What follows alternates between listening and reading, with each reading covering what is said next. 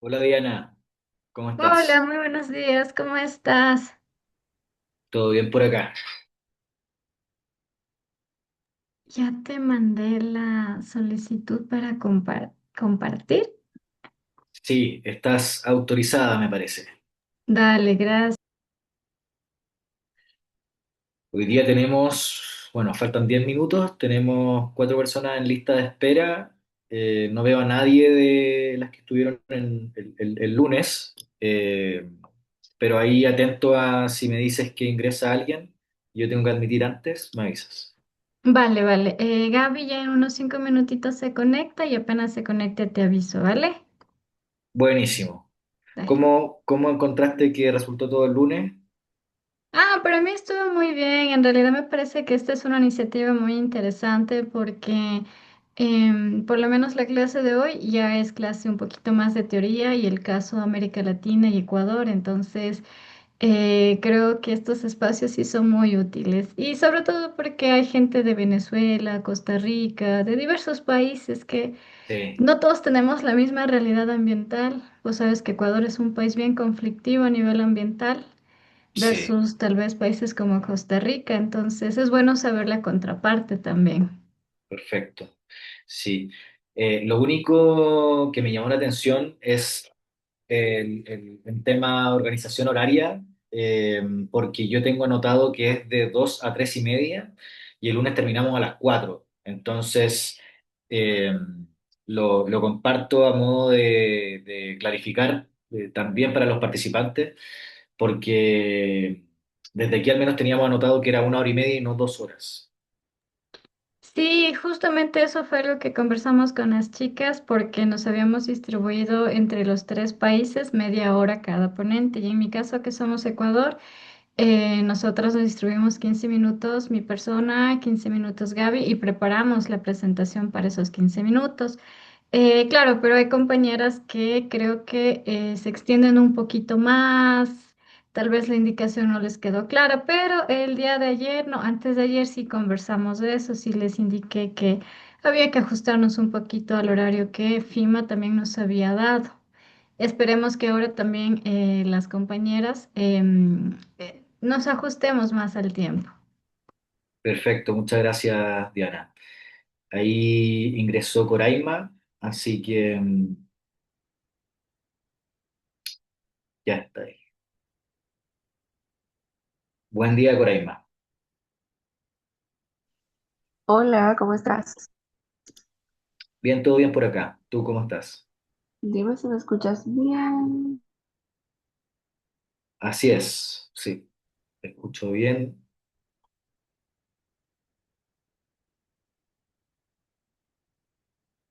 Aprovecho de decirles que pueden probar compartir pantalla. Diana ya me solicitó autorización, así que ya está autorizada. Eh, no sé si Coraima tú vas a compartir también, pero acá estoy atento por si acaso. Y ya en 7 minutos más admitimos a los participantes de esta segunda sesión.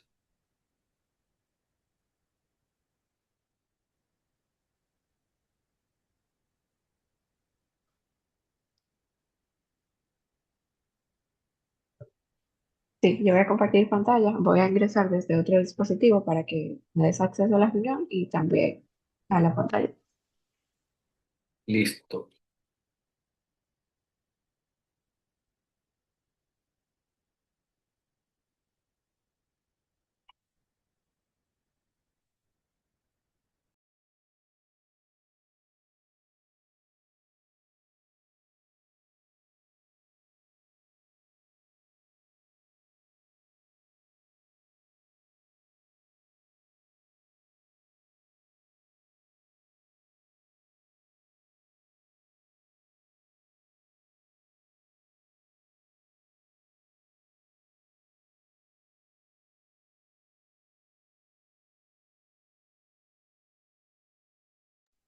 Perfecto, se ve bien. Así que voy a detener compartir porque no iniciaré yo en el día de hoy. Gracias.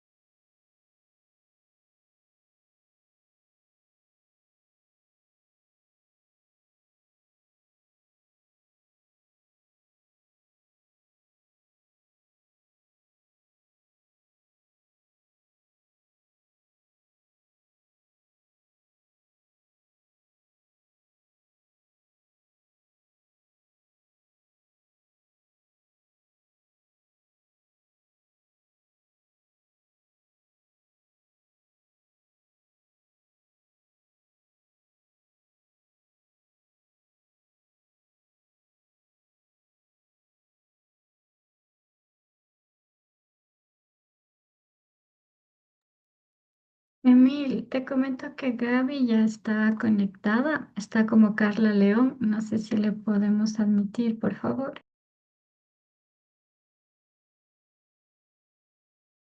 Gracias.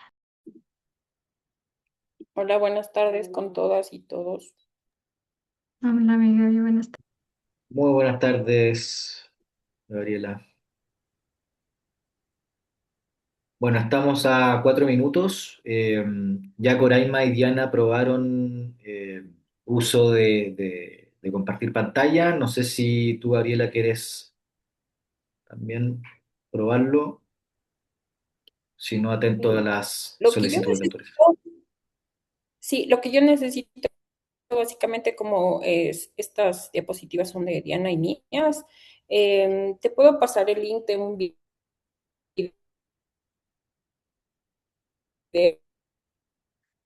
Disculpa, no sé si soy yo, por pero el no te grupo. escucho bien.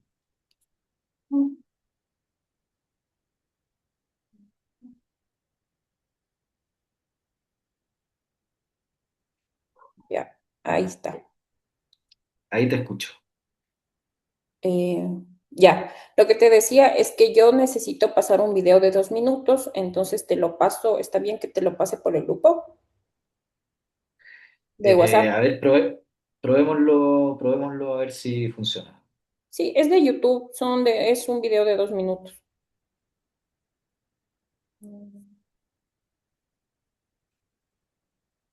Ok. Ya te llegó.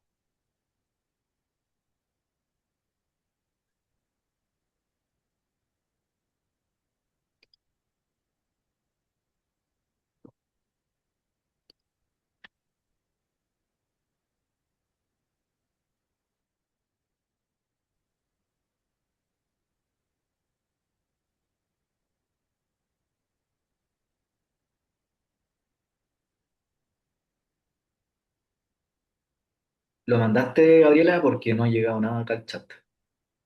Sí, al grupo, ya lo mandé. Ya me sale enviado. ¿A alguien le llegó? A mí no me ha llegado.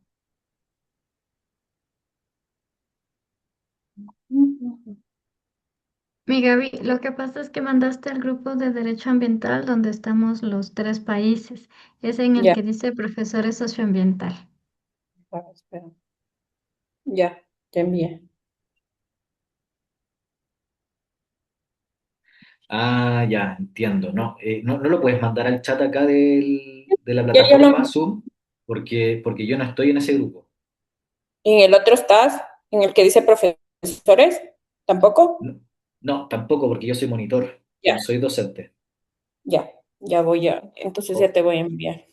o lo otro, Gabriela, es que ahora me parece que Diana está compartiendo pantalla. Entonces, si Diana ya lo tiene, ella podría compartir el video también. A ver,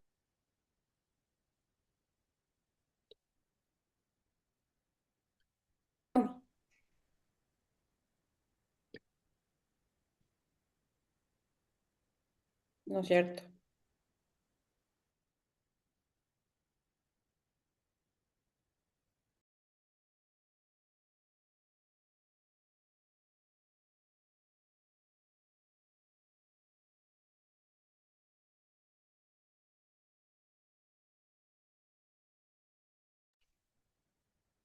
Marcos, una pregunta. Eh, ¿Sí? yo veo que hay un chat ahí dentro de los grupos de uso social ambiental que dice, bueno, que tiene el nombre de nuestra clase y veo que tiene algunos miembros. ¿Esos son los miembros que están en la clase Sí, sí, o cómo, ese cómo es eso? ese es el chat de ustedes con sus estudiantes. Ok. Ya, Ah, ya te perfecto. envié, no sé si lo Entonces, viste. cualquier Te digo, documento podríamos nosotros ver. Ujú. Son las 2 de la tarde, así que si les parece voy a admitir el ingreso de los estudiantes, si les parece. Marcos, ¿sí me escuchas? Ya te Sí. envié por el chat del grupo, de aquí de la plataforma Zoom. Ya, perfecto. Bueno, ahí cuando toque el momento del video me avisas Sí, por Sí, es eso. justo cuando me salen intervenciones. Ya, gracias.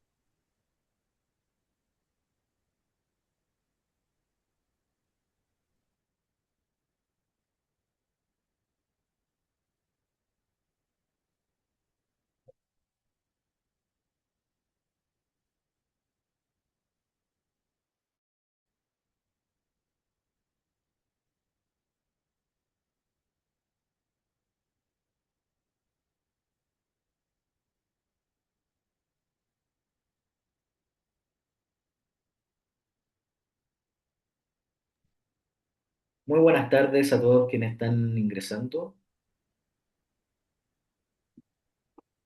Esta es la sesión número 2 del curso de formación de la U Socioambiental, Derecho Ambiental Aplicado. Estamos con las docentes quienes también pudieron presentar este lunes recién pasado y esperando que hayan disfrutado de la sesión número 1, vamos a continuar entonces en esta nueva sesión y les dejamos entonces con las distinguidas colegas eh, del curso de Derecho Ambiental Aplicado. Muy bienvenidos. Muchas gracias a U Socioambiental y FIMA por este espacio nuevamente. Bueno, en primer lugar, agradecer también a todos los presentes por el tiempo que se han tomado para participar de estas jornadas. Bueno, nosotros en esta sesión, para empezar ya con el taller y no perder tiempo, que es algo muy valioso.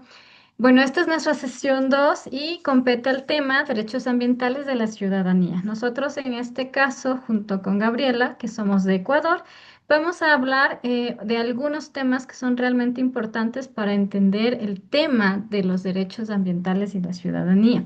Vamos a hacer un recorrido teórico sobre lo que es ecología política y los conflictos socioambientales, que entendemos como conflicto socioambiental. Luego ya haremos una aproximación al conflicto como derecho ambiental, el constitucionalismo ecológico en el Ecuador, ciudadanía ambiental y haremos un breve cierre. En este sentido, nosotros partimos siempre de una pregunta cuando queremos entender los conflictos socioambientales, principalmente en América Latina.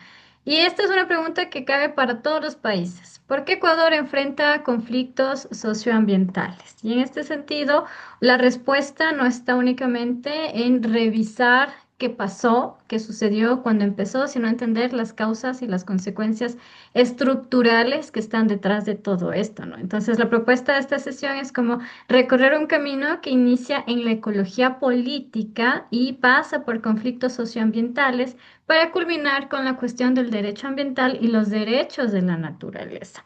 Entonces, en este sentido, bueno, ¿por qué Ecuador presenta estos conflictos socioambientales? Primero hay que tomar en consideración que cuando hablamos de conflictos socioambientales nos referimos a disputas entre distintos actores sociales y que son tensiones, son el resultado de tensiones económicas, políticas, ambientales y lo que llamamos modelos de desarrollo asimétricos. ¿Qué significa esto?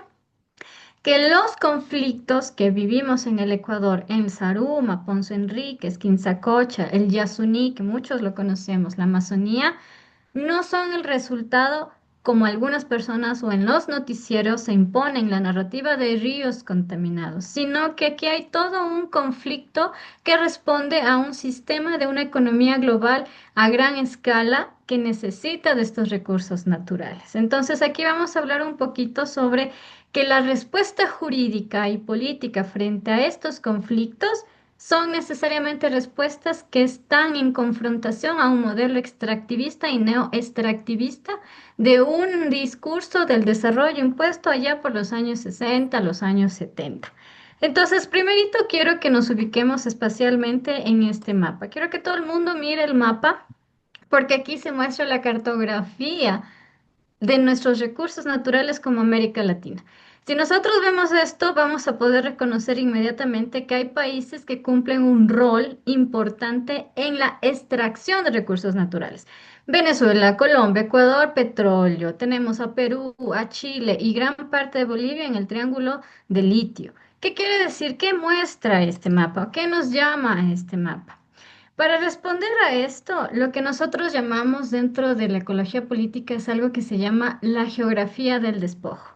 Y la geografía del despojo lo que nos quiere o nos invita es analizar que no todos los países se sitúan de igual manera en el mercado internacional. ¿Y por qué hablamos de mercado internacional?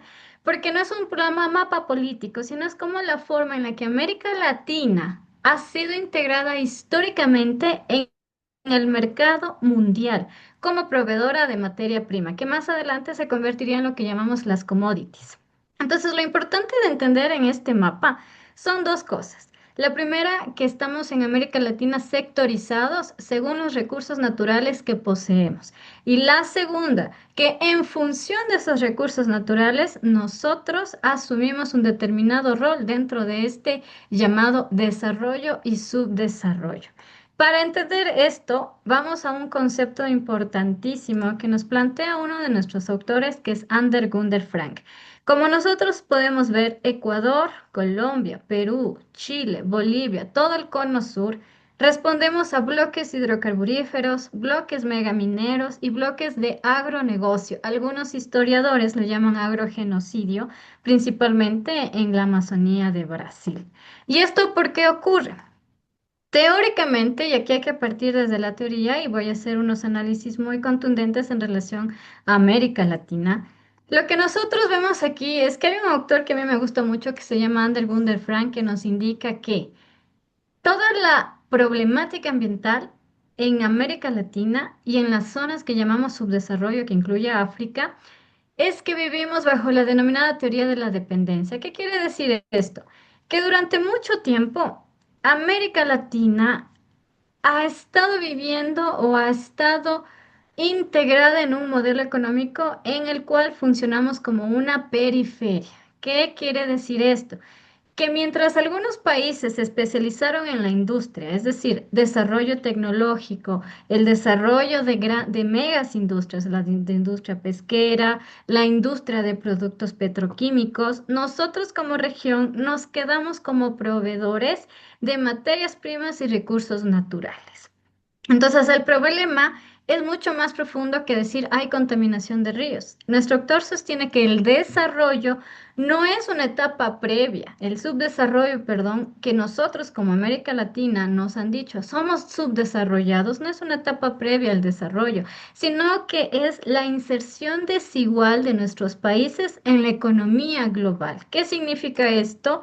¿Qué quiere decir esto? Posterior a la Primera y la Segunda Guerra Mundial, el panorama mundial se transforma y se van posicionando nuevas hegemonías capitalistas en las cuales se asentó el desarrollo tecnológico, principalmente en Norteamérica y la Europa central.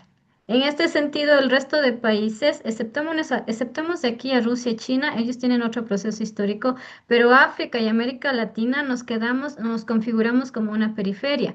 Y esto es lo que llamamos la teoría de la dependencia a nivel discursivo. En los años 60, en los años 70, se implementan algunas ideas sobre la necesidad de que nos desarrollemos a través de la explotación de nuestros recursos naturales. En el caso de Ecuador, el cacao, el boom bananero, el boom petrolero y hoy el boom minero. Pero ¿cuál es la cuestión de todo este panorama o de esta situación bien compleja para nuestra realidad como América Latina? Que nos ayuda a entender la teoría de la dependencia, ¿en qué nos ayuda a entender? Que los conflictos ambientales no son solamente problemas ecológicos, y esa es una realidad, sino que enfrentados a una estructura global donde ciertos territorios son utilizados como zonas de sacrificio, y prácticamente América Latina es una zona de sacrificio para extraer recursos naturales. Y de aquí nosotros podemos hablar un poquito sobre lo que son las commodities. Y esto es una cuestión importante del discurso o de la narrativa que debemos tomar en cuenta. Cuando nosotros hablamos de la extracción de materia prima, estamos hablando de commodities. ¿Y qué es esto de las commodities? Las commodities es el nombre que se le da a la materia prima cuyo precio es impuesto desde el mercado internacional. Y aquí es cuando algunos autores de la ecología política a nosotros nos dicen y nos señalan. No se trata tanto de volverse ricos, porque es el imaginario que se implementó en América Latina y mucha gente todavía lo reproduce. No somos ricos porque tenemos recursos naturales. sino que estamos dentro de una estructura desigual en la que América Latina está exportando materia prima y esta materia prima está siendo asignada a un mercado internacional con un precio, con un valor que no lo ponemos nosotros. Y el precio y este valor que le ponemos a las materias primas lo hacen los mercados globales desde centros gigantes que no los controlamos ni políticamente ni económicamente. Es decir, el precio del barril del petróleo que nosotros exportamos lo ponen en otros mercados, no lo ponemos nosotros. Y el problema, y aquí viene un ejemplo para que Hola, diputada, entendamos ¿cómo está? esto, y el problema es que cuando Un minuto. nosotros Ya. entramos en estas dinámicas, lo que sucede es que nosotros no tenemos la capacidad de Esto le llegó jugar hoy, en el mercado actualizado, ¿verdad? internacional con precios, Esta es una sino que invitación las que se commodities ha enviado nuestras... al Hay un micrófono Senado abierto, Coraima, por favor, para gracias. Les pedimos, por favor, silenciar los micrófonos.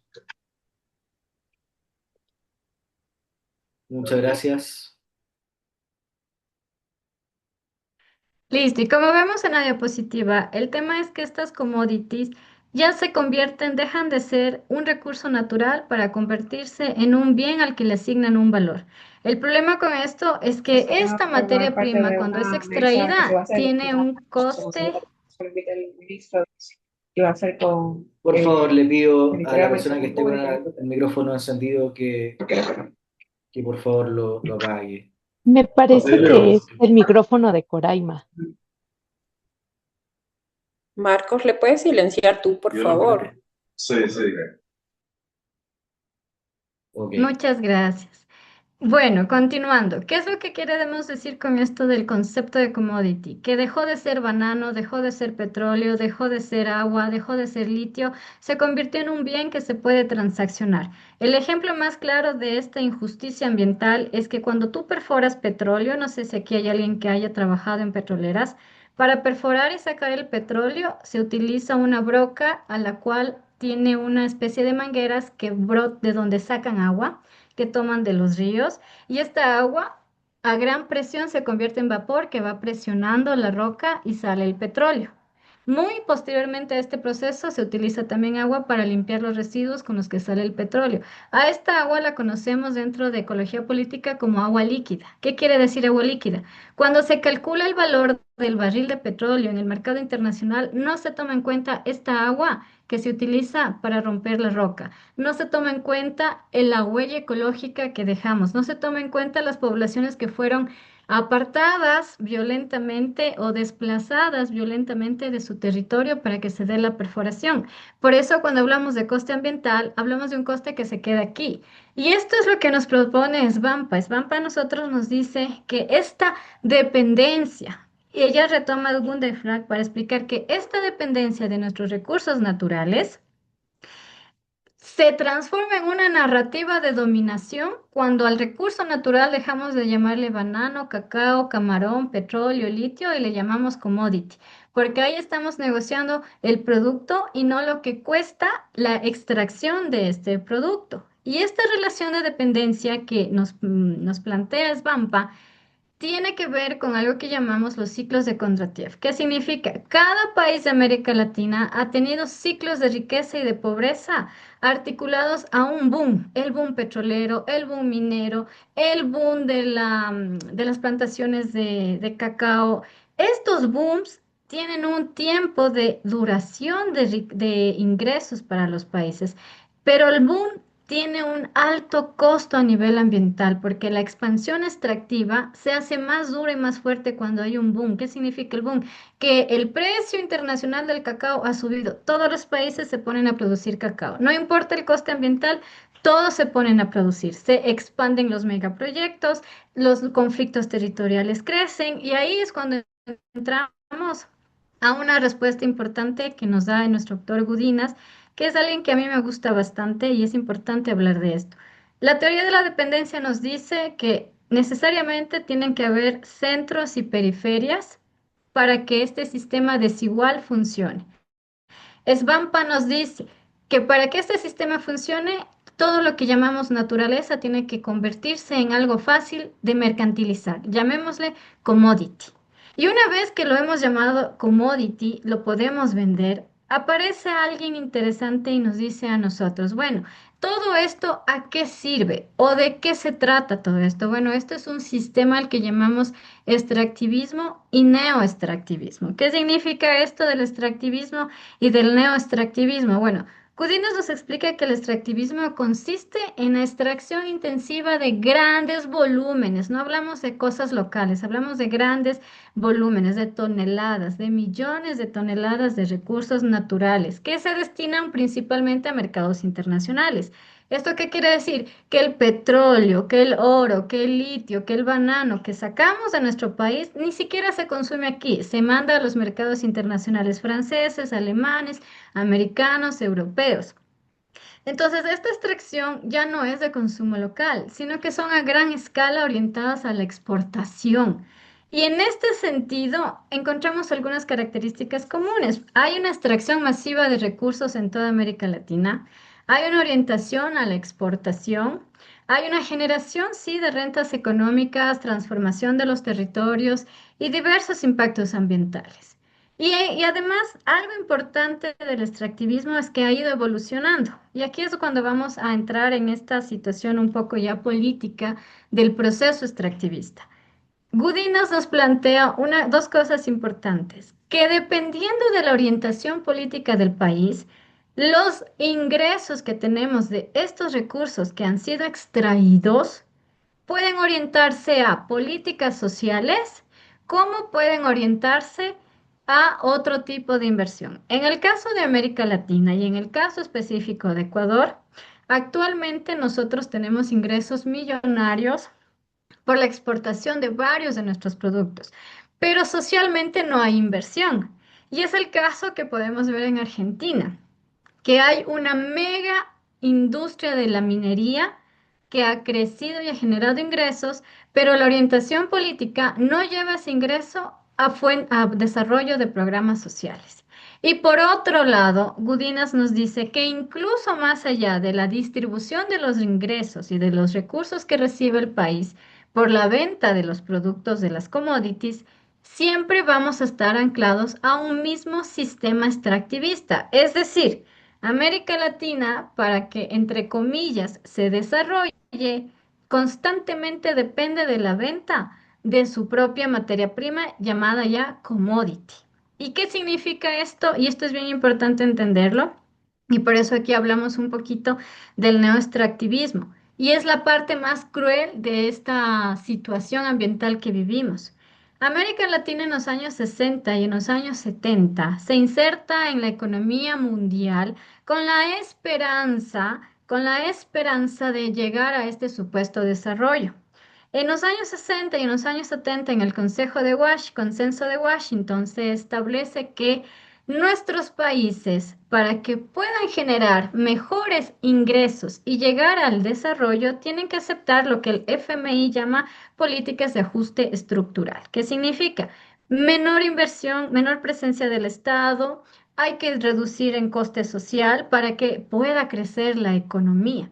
En este sentido, estamos viendo que esta misma fórmula se ha replicado año tras año, década tras década, porque nuestro modelo extractivista no ha variado. América Latina, como vamos al mapa nuevamente, si vemos el mapa, vive una geografía del despojo, porque nosotros estamos insertos dentro de un sistema económico extractivista en el cual somos los grandes o las grandes periferias que alimentan a estos países centrales. Los alimentamos desde cacao hasta tierras negras para el desarrollo de sus satélites y el desarrollo de su tecnología. Ya vamos a ver para qué los alimentamos.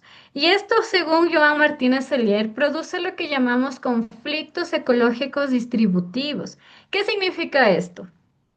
Que todo proceso extractivo no solamente produce un daño ecológico, sino que la forma en la que se distribuye ese daño ecológico es desigual. Ejemplo, mucho pasa en la Amazonía ecuatoriana. Cuando se perfora el petróleo, lo que sucede es que las comunidades que viven en esa zona son las que más cargan con los problemas ambientales. La gente que está en la ciudad no lo siente, pero la gente que está en la zona de perforación, en los campos de trabajo, sí lo siente. Y Martínez Alier lo que nos dice es que por conflicto ecológico, al ser igual, desigual en su distribución, cada vez se va haciendo más grande. Es decir, cada vez hay contaminación de agua a niveles masivos, hay más deforestación, hay muchísima más pérdida de biodiversidad y esto ya no podemos solamente localizarlo en un lugar. Ya no podemos decir solo la provincia de Napo está contaminada, sino que hay una contaminación general que incluso alcanza a otros países. Y esta extracción se la pone en una balanza ecológica distributiva. Los beneficios no no son igual a los costos. El costo ambiental es altísimo. Y la pregunta es, bueno, ¿y esto para dónde se va? Y aquí tenemos, esto hemos diseñado desde nuestra investigación, estos flujos globales del despojo. Hemos visto, si regresamos a la lámina de la geografía del despojo, vemos cómo América Latina, dentro de la economía global, opera solamente como proveedora. Si vemos en el caso colombiano y hacemos el recorrido histórico, vemos cómo va pasando desde lugares como La Guajira, el Carrejón, el auge petrolero. Vemos cómo todo este proceso que ha vivido Colombia, que ha vivido Ecuador, Perú, se ha ido intensificando. ¿Para qué? La respuesta está aquí para alimentar a los flujos globales del despojo. ¿A quiénes alimentamos? ¿Por qué los alimentamos? Alimentamos a las industrias que producen baterías, tecnología como autos, computadoras, paneles solares, los que tienen las grandes industrias petroquímicas que hacen plásticos, que hacen fertilizantes, equipos para la salud, todos estos insumos que muchas veces sirven para nuestra propia vivencia diaria, no los procesamos nosotros. Mandamos la materia prima a Europa, América del Norte. De Bolivia sale el oro. De Brasil, de Colombia, de Venezuela, de Ecuador, el petróleo. Sale el litio de Bolivia, de Perú, de Chile, el cobre. Y estos elementos que deberían ser parte de un proceso de desarrollo, entre comillas, terminan siendo nuestra propia ancla. Por eso hablamos de la teoría de la dependencia, porque estamos repitiendo un ciclo de explotación, exportación y nosotros nos quedamos con el pasivo ambiental. Para ello, y por ello, perdón, llegamos a esta contradicción del capitalismo de Connor. ¿Qué quiere decir esto? El sistema capitalista, para mantenerse, tiene que expandirse, pero lo que necesita el capital son dos cosas, trabajo y naturaleza. Y James Connor nos plantea a nosotros que a mayor crecimiento económico hay mayor extracción de recursos naturales, hay mayor degradación ambiental, la pérdida de condiciones ecológicas es innegable, más vulnerabilidad social que nos lleva a una crisis ecológica. Y esto es un ciclo que se repite. Y es un ciclo que se repite en la minería, en el petróleo, en la deforestación y esto se ve afectado en el llamado cambio climático. Todo esto tiene una respuesta política y económica, una respuesta histórica. Y hemos abordado este proceso de entender, bueno, los derechos de la ciudadanía, porque no podemos decir que hay que defender el agua por defender. Hay que entender que las defensas de los territorios, de nuestras poblaciones, amazónicas, indígenas, mestizos, como usted se quiera denominar, tiene que ver con este mapa, tiene que ver con que hay una explotación y hay una distribución desigual del daño ecológico, que no afecta a los oligarcas rentistas, porque la economía ecuatoriana es una economía es una economía oligarca rentista, no afecta a esos grupos de poder, afecta a quienes, a los territorios, afecta al Yasuní, afecta a nuestros árboles, a nuestras comunidades, y ahí se queda el pasivo para alimentar a estas industrias. Y el Estado, y aquí viene la fase más violenta del extractivismo y del neoextractivismo que nos plantea James O'Connor. Nosotros en el caso ecuatoriano nos hemos convertido en un Estado sin Estado.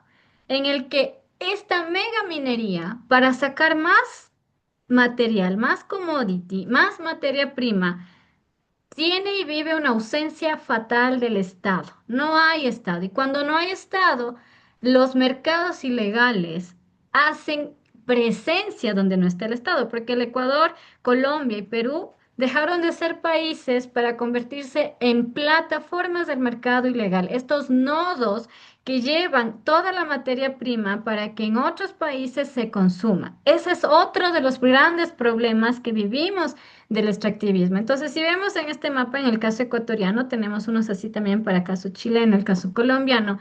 No solo se trata de la degradación ambiental, sino se trata de los mercados ilegales que se han tomado estos espacios de minería ilegal, de petróleo. Muchos de nuestros casos de perforaciones ilegales corresponden a los mercados ilegales.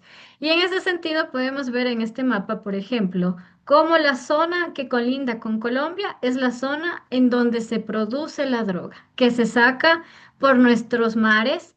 Y no solamente eso, sino que también se hace presente la ruta de la minería ilegal, la ruta del tráfico de personas, tráfico de especies, trata de personas. ¿Qué queremos decir con esto? El modelo extractivista es un modelo que no solamente produce, como nos plantean a nosotros los autores, d- conflictos ecológicos distributivos muy desiguales, sino que el Estado, para garantizar que estos países sigan utilizando nuestra materia prima, tiene que ser mínimo. El Estado no interviene y al no intervenir, es decir, no regularizar, no controlar, no aplicar la normativa, lo que termina pasando es que los grupos irregulares terminan apropiándose de estas zonas y también se convierten en parte del modelo extractivista. Y esta introducción era necesaria porque esto pasa en América Latina y quiero que todos se queden con este mapa. Cuando piensen en problemas ambientales, estos son los problemas ambientales. América Latina es esto en el marco económico global. Y por eso es que nosotros hablamos de derechos ambientales. Y para esto ya le doy paso a Gaby para que ella nos pueda explicar ahora el conflicto socioambiental al derecho ambiental. Cualquier pregunta o duda al finalizar de Gaby podemos conversar.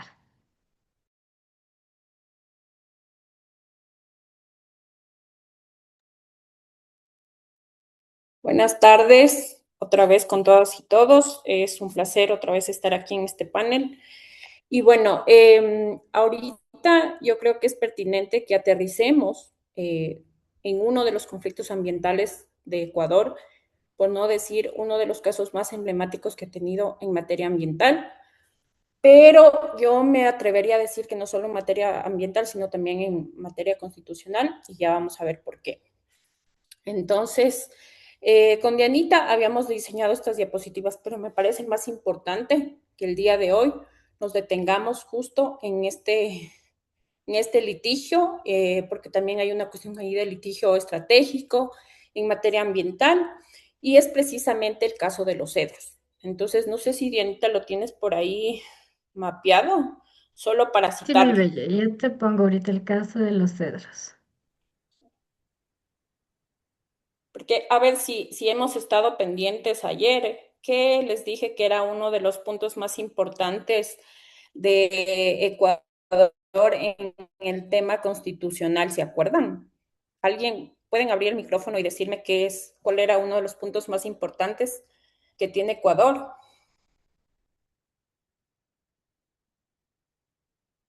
Derecho sobre la tierra.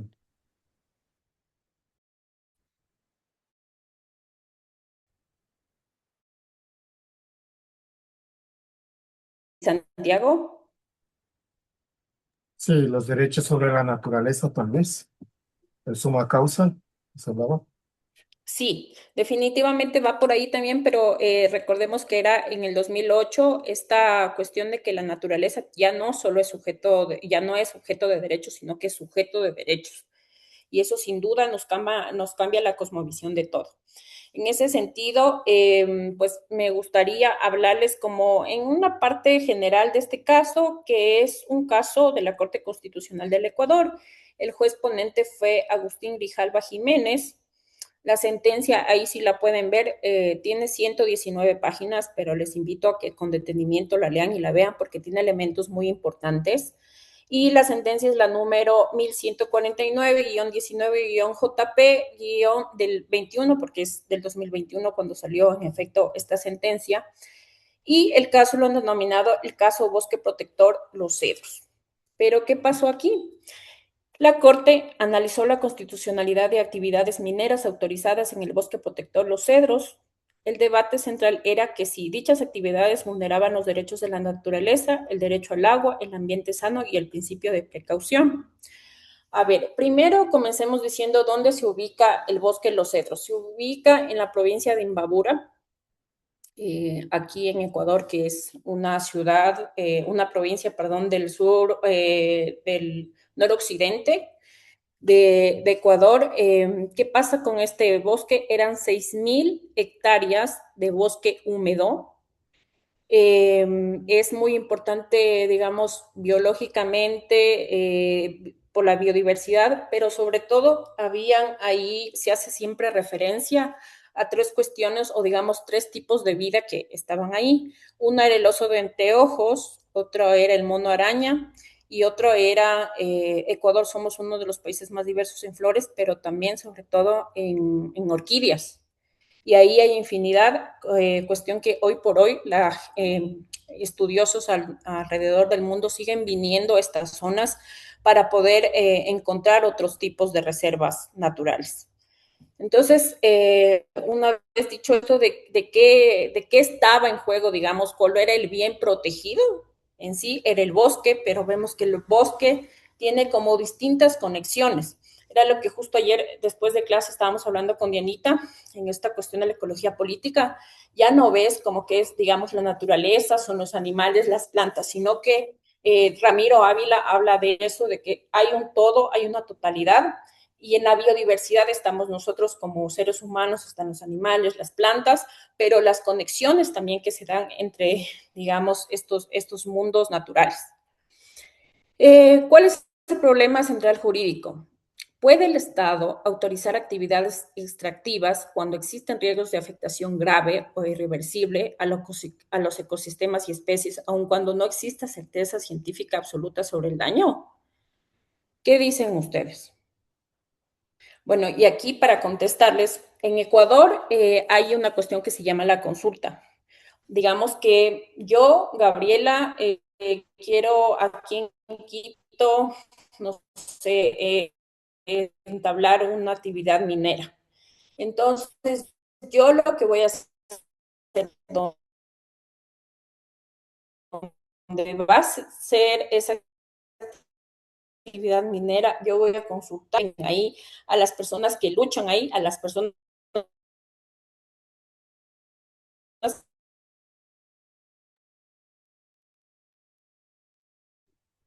Gabriela, puede que ser trabajan ahí. que hayas quedado con conexión inestable. Si es factible que la actividad que yo voy a realizar, que es riesgosa, pueda aquí, que se produjo, no se va a apagar, digamos, mi cámara, pero si me dicen desde cuándo necesitan que les repita, no hay ningún Es problema. más o menos el último minuto y yo creo que sí puede ser una buena idea apagar la cámara. Ya. Entonces, lo que les decía, ¿qué pasa cuando el Estado autoriza actividades extractivistas que donde existe riesgo de afectación grave o irreversible a los ecosistemas y especies, aun cuando no existe certeza científica absoluta sobre el daño?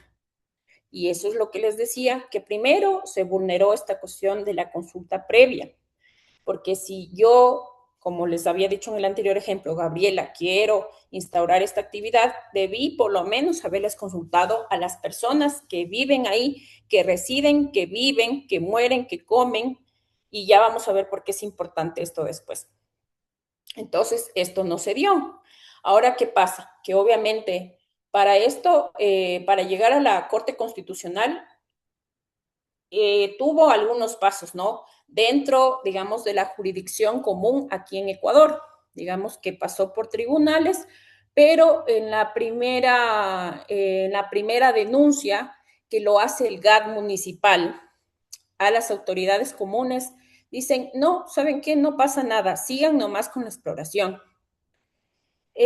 Luego, en un segundo periodo, esto apelan, porque ya no solo está, digamos, el GAT, ya no solo está el gobierno provincial apelando al Estado, sino también están, obviamente, los moradores, también están grupos sociales, están activistas, están organizaciones sociales a cargo de esto. Y ahí es lo que les decía que se produce un litigio estratégico. De tal manera que cuando van a la corte, a la corte provincial, porque esto sube en apelación, les dicen, aquí les aceptamos parcialmente, porque lo que vimos que no se cumplió fue esto de la consulta previa, ¿ya? Pero desconocen más allá, nunca hablan de que si había daños a las especies, de que si se iba a haber afectaciones, si iba a haber daños irreversibles, nunca hablaron de eso en la sentencia. Entonces, esto se produjo en el año de 2017, mientras que en el 2019 ya la Corte selecciona dentro de los casos este caso, porque le llamó la atención y aquí pues se produce jurisprudencia. No sé si todos los que están aquí o la mayoría son abogados, pero deben entender que hay dos cuestiones centrales. La primera, que tiene que ver con una sentencia que sea hito, cuando recoge muchos aspectos importantes que regulan no solo política, sino que regula la vida de los seres humanos y que por ende regula la salud de todos, de todo el mundo. Y por otra parte, existe jurisprudencia porque esa normativa, esa sentencia que se expidió, va a hacer que sea un precedente necesario en el momento de que se produzca, digamos, ya no en Quito, ya no en Ibarra, sino que en Guayaquil, en el oriente, este tipo de afectaciones, la gente la va a citar, mejor dicho, obligatoriamente tiene que citar este precedente, y ahí pues los jueces ya decidirán si dan o no cabida, pero este es un precedente que se debe citar necesariamente. Y miren qué tan importante es esta sentencia, tan rica es esta sentencia del doctor Grijalva, que está siendo aún estudiada en otros países. Y no les hablo, no sé, de Colombia, más cercana, Chile, Perú, no, está a nivel anglosajón y sobre todo de Europa, en Reino Unido. Eso, ¿cuáles son los aportes constitucionales más relevantes? Número uno, la naturaleza es sujeto de derechos y posee valor intrínseco, independientemente de su utilidad económica para los seres humanos. Esto, sin duda, nos cambia el paradigma totalmente. O sea, como les había dicho, no es que el objeto, no es que la naturaleza está hecha para mí, para yo apropiarme, para yo valerme de todo lo que produce y no me importa el daño ambiental, no me importan las otras vidas, no. O sea, es importante y la naturaleza es un sujeto de derechos. En el punto número 2, los derechos de la naturaleza tienen plena fuerza normativa y son directamente exigibles ante autoridades y jueces. Aquí, señores, no estamos ante la discrecionalidad de la gente de decir, no, sí, es que a mí me parece que para esto sí tiene derechos la naturaleza, pero para esto no. No, señores, toda cuestión que esté relacionada con la naturaleza tienen que ver primero los derechos que están afectados de la propia naturaleza, no de los derechos humanos, no de las personas humanas, no de los animales, no de los vegetales, sino de analizar en su conjunto qué está siendo vulnerado. Como tercer punto, se reconoce el derecho de la naturaleza a mantener y regenerar sus ciclos vitales, estructura, funciones y procesos evolutivos. Entonces, aquí también llega esta cuestión de que Dianita hablaba del extractivismo y no extractivismo. No es que yo ahorita, digamos, hago una tala indiscriminada, igual a minería artesanal a gran escala, y no pasa nada porque esto solo está en este momento. Debemos saber de entender o intentar entender al menos de los ciclos de regeneración de la naturaleza y saber que eso nos va a afectar a todos y a todas, ¿no? Como quinto punto, se consolida el principio pro natura e indubio pro natura ante la duda. Debe preferirse la interpretación más favorable a la protección ambiental. Y esto es sustancial. ¿Por qué? Porque ustedes seguramente han de haber escuchado, sobre todo en materia penal, esto del indubio pro reo, como de normas que en caso de duda, digamos, porque la ley es así, ya tienen algunas lagunas o algunas cosas que son más de interpretación, y se va a interpretar como lo que le sirva más a esta persona, al reo, en este caso a la persona que está detenida, pero aquí es algo sustancial. O sea, se instaura estos principios que son fundamentales, que es el pro natura e indubio pro natura. El principio pro natura e indubio pro natura. O sea, todo lo que está a favor de la naturaleza. Y ahí me voy a detener un ratito para hablarles, no sé si han escuchado, pero en la OMS ya no se habla de la salud, digamos, de las personas, de la salud de los animales, de la salud de los vegetales. No, la salud es una sola y la salud la estamos conformando todos. En esa simbiosis, en esas relaciones que todos tenemos, por eso debemos preocupar tener las mejores relaciones para simplemente precautelar nuestra vida. Y se acabó. Eso. También es importante porque los jueces deben analizar de forma rigurosa las alegaciones sobre derechos de la naturaleza y no descartarlas como simples asuntos administrativos. Y eso, discúlpame, es un jalón de orejas porque hay personas, por eso igual hablamos con Dianita, que el derecho ambiental, como los feminismos y como algunas luchas que estamos nosotros llamados como población o como humanidad a hacer, se mantienen en el sentido, sobre todo porque tengan convicción, porque tengamos conciencia y porque tengamos compromiso. O sea, sin estas tres cosas, olvídense, no vamos a ir a ningún lado. Entonces, en ese sentido, no puede ser que yo, por ejemplo, sea abogada penalista y por ahí surge que de algún problema había algo en cuestión a la naturaleza y yo paso por alto eso. No, no se puede dar eso. Entonces, es un jalón de oreja de los jueces, del Consejo de la Judicatura, que acá es la oficina que rige, digamos, las capacitaciones, y de que deben ser obligatorios las capacitaciones en este sentido para los jueces, juezas, y en todo caso, yo creo que para todos los funcionarios judiciales. Justo hoy día estaba viendo una noticia en Argentina que hay una obligatoriedad de que tengan capacitaciones los funcionarios públicos de violencia de género. Miren cómo cambia la perspectiva. O sea, y yo digo, obviamente, tiene que estar también el tema de ambiental, tiene que estar también el tema de la discapacidad, y ahí nosotros nos decimos como para cuándo. Pero creo que estamos en estos espacios y podemos hacer algo, ¿no? Otra parte que es fundamental y que recoge esta sentencia es el principio de precaución. ¿Ya? La Corte diferencia claramente entre prevención y precaución. Y ustedes me dirán, o sea, se escucha igual, parece igual, pero la precaución se aplica cuando existe incertidumbre científica, pero un riesgo potencial de daño grave e irreversible.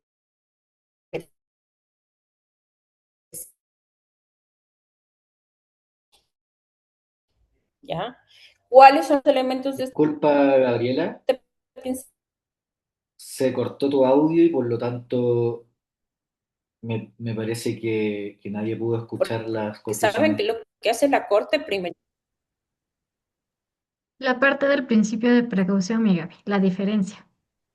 Sí, o sea, que repitan. Ok, Sí, sí, los últimos 20 segundos, 30 segundos. ya. A ver, que les decía que la Corte hace una diferencia entre lo que es la prevención y la precaución, ¿ya?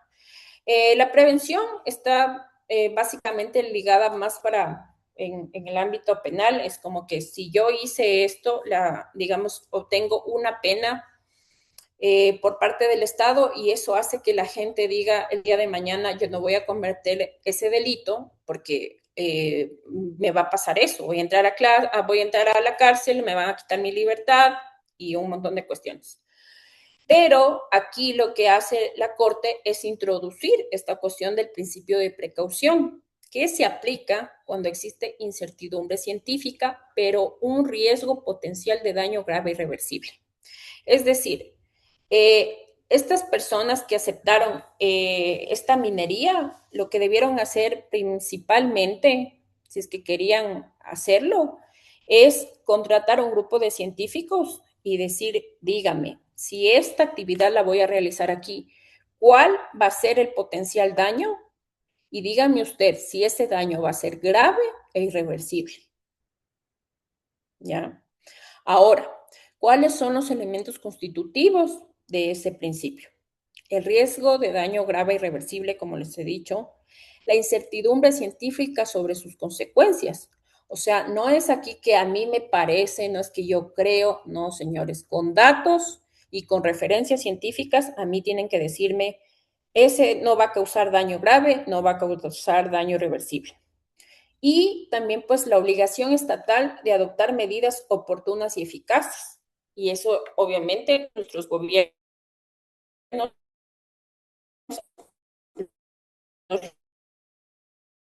los gobiernos del no tienen esto de adoptar las medidas que en todos las generales de dinero.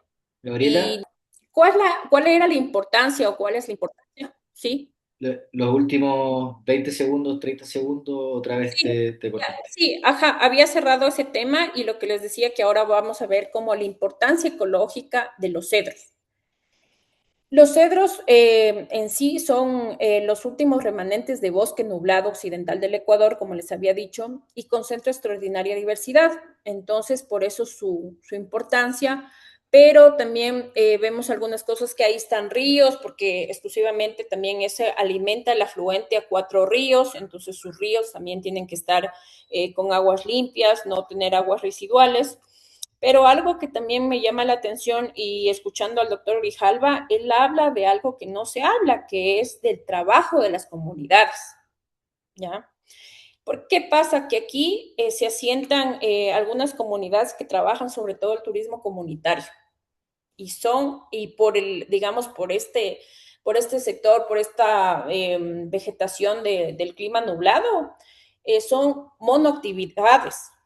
Entonces, eso también dice claramente el juez que había una afectación al derecho de trabajo también aquí.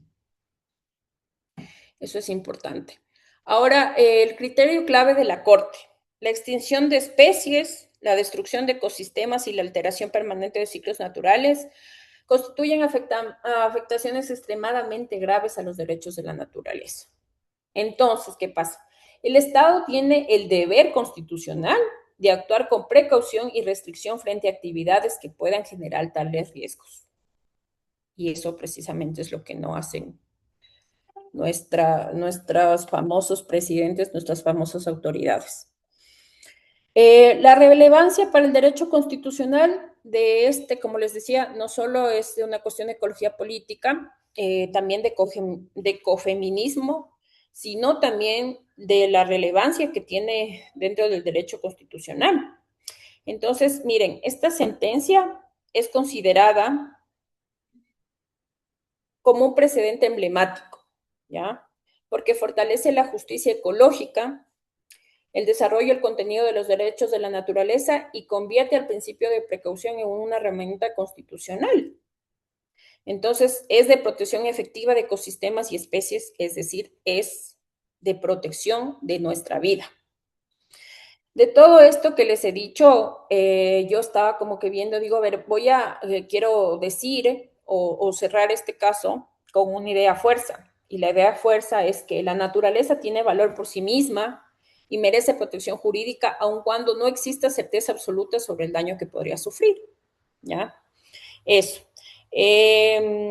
Entonces, después me quedé pensando y yo decía, Diana hablaba, como bien hablaba de muchos de los autores y ella, digamos, uno de los paradigmas para nosotros poder hacer esta intervención con ustedes es hablar de temas de ecología política, pero también del ecofeminismo, lo que les decía. Entonces, yo estaba como que viendo algunas cosas que se podían aplicar, digamos, de la ecología política a esta sentencia también. Y les voy a hablar de unos 4 conceptos que son fundamentales. No sé si los han escuchado, por ahí en los comentarios me escriben. Miren, el primero se llama crear parientes. No sé si ustedes lo han escuchado, pero dice, este concepto es acuñado por Donna Haraway, ¿ya? ¿Qué pasa? Que en lugar de reproducir, digamos, biológica o ideológicamente los mismos sistemas de dominación, digamos, de construir vínculos por la familia, por la sangre y que muchas veces frente a los abusos prevalezca el vínculo, debemos construir vínculos inesperados de solidaridad entre especies y comunidades, ¿ya? O sea, esto me parece central porque esto es lo que vemos en este caso.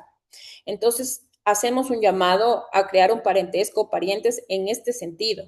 O sea, no de la sangre, no de la familia, digamos, de la lealtad familiar, sino de la interdependencia radical y elegida. ¿Ya? Otro concepto que es fundamental es la justicia reproductiva ambiental.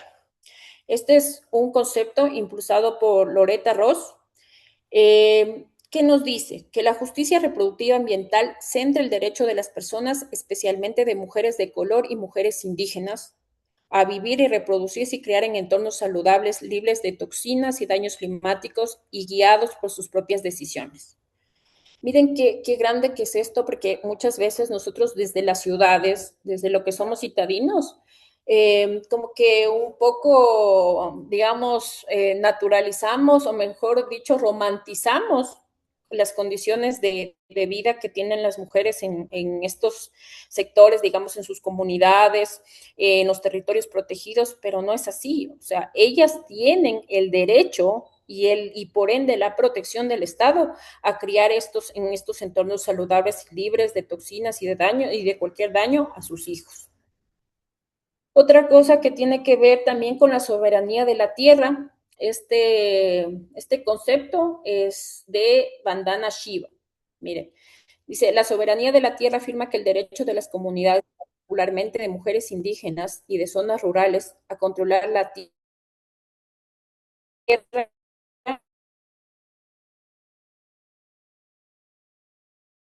las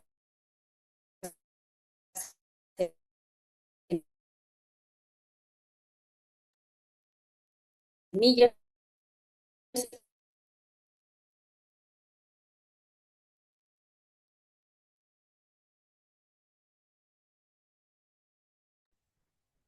Gabriela, ¿nos escuchas?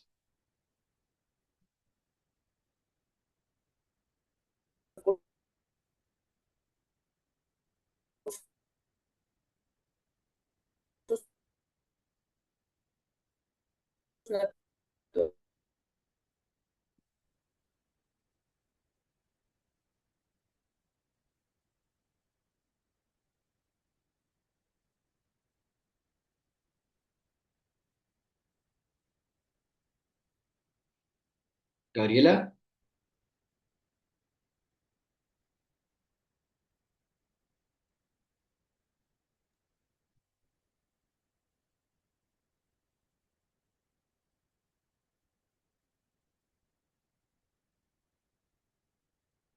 perdimos a Gabriela un momento. Ya regresé, disculpe.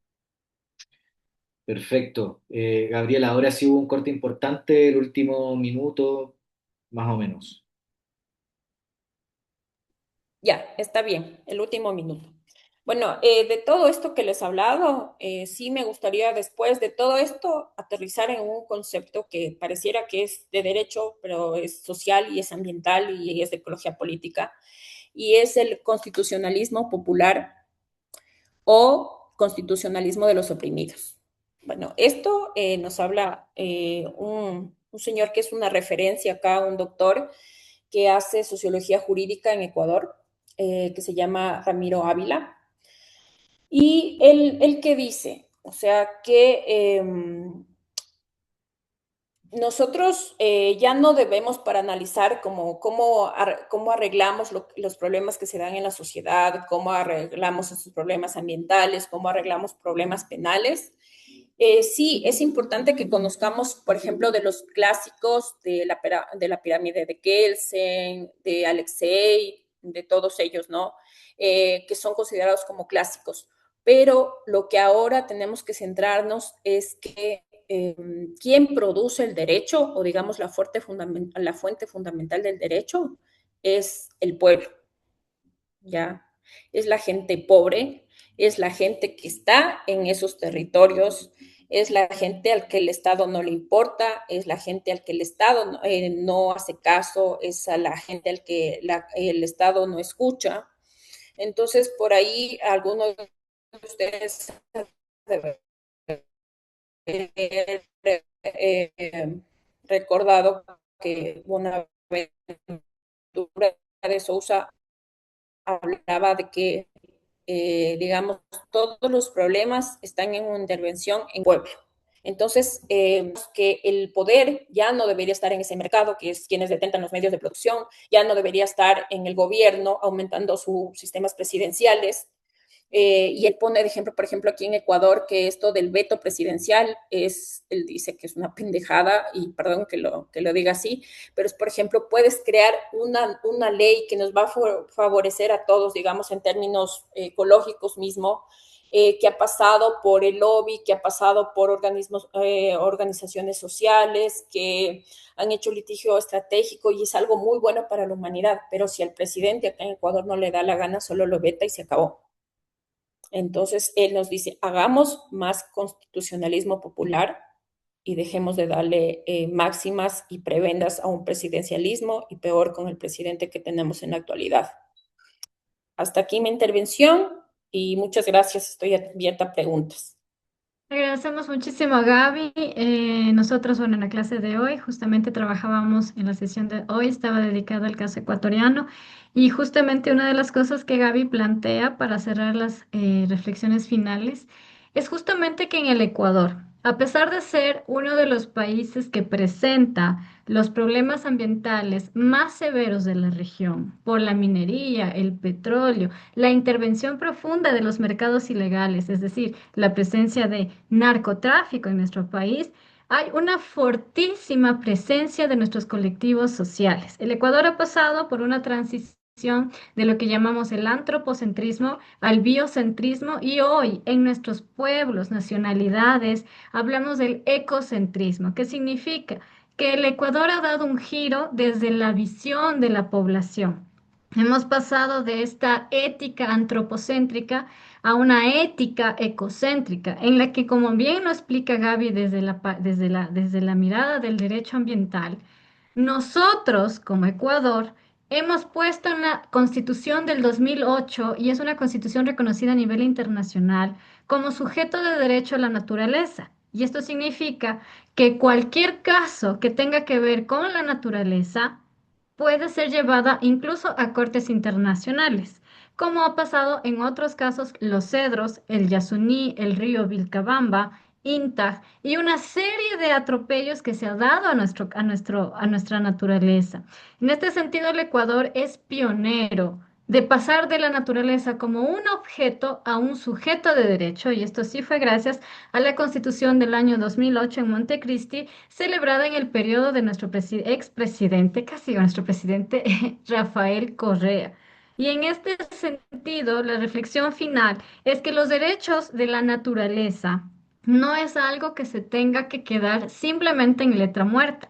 En el Ecuador tenemos casos emblemáticos. Tenemos el bosque protector Los Cedros, como bien nos explicó Gaby, y es un caso emblemático porque se lo estudia en grandes universidades de cómo el derecho como tal, no puede quedarse únicamente en esta parte de ver a la naturaleza como un algo, sino es un alguien. Existe en el Ecuador como un sujeto de derecho. Y adicional, nosotros hemos terminado con esta pequeña diapositiva de las sentencias que se han dado con mayor importancia en América Latina, porque recordemos que en este caso, o sea, en esta sesión 2 que estudiamos el caso ecuatoriano, nuestra realidad es muy aplicable, es muy similar a la realidad suya, de Colombia, Chile, Perú.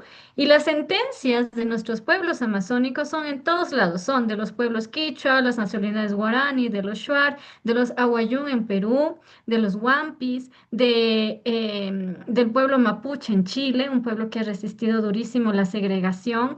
El pueblo guayo en Colombia, y hay una serie de pueblos en Bolivia, los Aymara, que han llevado sus problemas ambientales ya a nivel de corte internacional. Y con esto nosotros finalizamos la sesión 2, invitando a cada uno de ustedes primero a reflexionar que todo lo que tiene que ver con el medio ambiente sí implica un profundo estudio de conceptos, un profundo estudio de la teoría, porque en la práctica, mientras nos gastamos el agua de la ciudad que viene de los páramos, hay mucha gente que está sufriendo por el cambio climático, por la extracción minera, por la extracción petrolera y más nuestros indígenas, porque América Latina es de indígenas, antes de mestizos, antes de blancos. Y con esto cerramos. Agradecemos a Gaby por la presentación de la sesión 2 que correspondía a Ecuador. No sé si hay alguna pregunta.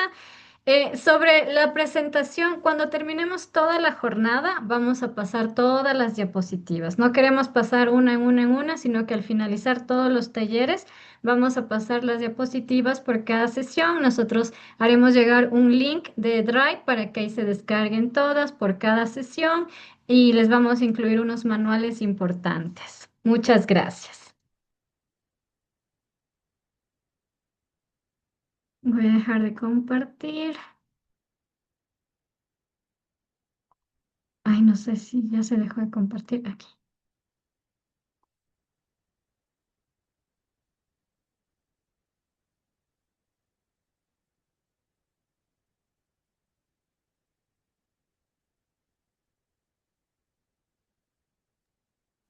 Parece que no hay preguntas.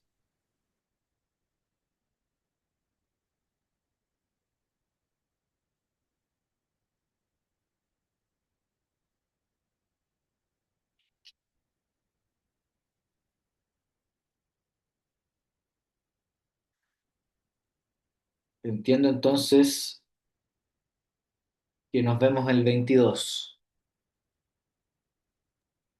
Perfecto. Bueno, muy buenas tardes a todas, todos quienes nos acompañaron.